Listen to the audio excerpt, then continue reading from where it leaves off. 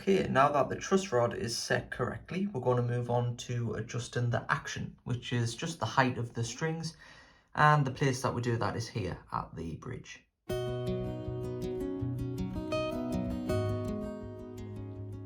So the way that the action is adjusted is here at the bridge. We adjust these tiny little grub screws using an Allen key, very small one. In my opinion, the adjustment of the action can make or break the entire feeling of a guitar. And the way that I do it, basically every fretboard has what's called a radius or a curvature, and we want the action of the strings to match the curvature of the fretboard. So that being said, the first thing that we need to measure is the radius of this neck. This guitar is 10 inches all the way up. But for now, what we're going to start by doing is setting the action for the two outside strings here, so the low E and the high E. And then we're going to set the middle 4 strings so that we essentially create a hump in the middle that matches the 10-inch radius of the fretboard. So how do we know how high to set the low and high E strings? Well, I've got this handy guide here. Feel free to pause the video and take a screenshot of this if you like. But this tells me that for an electric guitar, which is the top line here, the 6th string, the gap from the bottom of the string to the top of the 12th fret needs to be between these ranges here, 1.5 to 2 millimeters. And for the high E string, the gap between the bottom of the string and the top of the 12th fret needs to be between 1 and 1.5 millimeters. The high E string, which should be between 1 and 1.5 mil here, is way too high at the minute. It's actually around 2 mil. I'm just going to reduce the height of these grub screws by turning them anti-clockwise. You can see that the saddle starts to fall. The string is now probably, the bottom of the string at least, is about 1 millimeter from the top of the 12th fret. We're going to do the 6th string now, the low E string, and according to this we should be somewhere between 1.5 and 2 mil.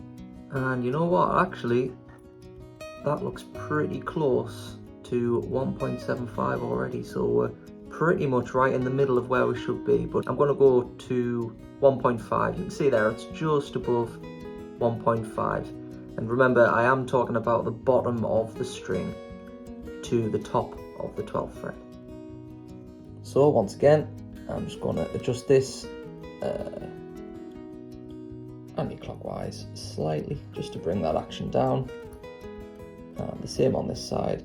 And there, hopefully you can now see that the bottom of the low E string is almost perfectly in line with the 1.5 millimeter mark in there. Well, now what needs to happen is we have the two outside strings done, and the way I like to think of it is imagine that these are the bottom of a hill, and the hill is going to increase in height gradually, so it's essentially going to go like this: bottom of the hill, top of the hill, and down again. So in order to get the correct amount of radius, which matches the fretboard as I mentioned before, we need these. So this is a radius measurement tool, and we're essentially going to recreate this here, but we're going to do it by actually putting the feeler gauge underneath the strings, because the best way to measure radius is actually from the bottom of the strings, just like the way that we measured the action. We do it from the bottom of the string.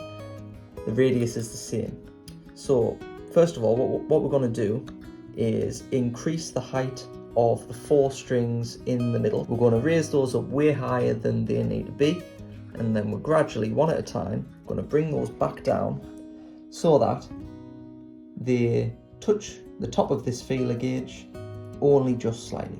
Before I make the adjustments to increase the height of these 4 saddles in between the 2 E strings, is I like to detune all of the strings just a bit, because it makes it easier to tighten these screws and bring up the action.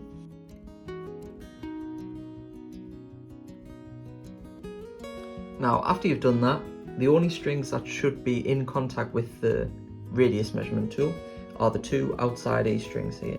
So let's test this. So we'll start with the high E. That's been deadened by the tool.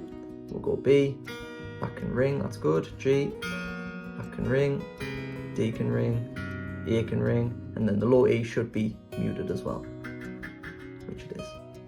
Now, using that same technique of picking the strings to see if they're touching the top edge of this tool here, we're going to gradually reduce the height of each string. I'm going to start with the A and the B, and then I'll move to the middle to the D and the G. We're just going to reduce the height of them so that they touch the top of this tool. And when you start to get close to the correct height, what you can do is pick the string, let it ring, and then reduce this until the tool stops the string from ringing. I can hear that it's starting to become muted by the tool, which means it's at the right height, or near enough. I just go down a tiny little bit more. There we go. Okay, so now all strings are in contact with the tool, which means they're all at the same height as the top of the tool, which is a 10-inch radius, which matches the fretboard. And just doing a quick visual inspection, you can see that these two outside strings are lower than the string next to them, and then those two are lower than the strings in the middle. So that's what I meant before when I said it's kind of like a hill. You got the bottom of the hill here, up to the middle, top of the hill, and then back down again. That's what you should have.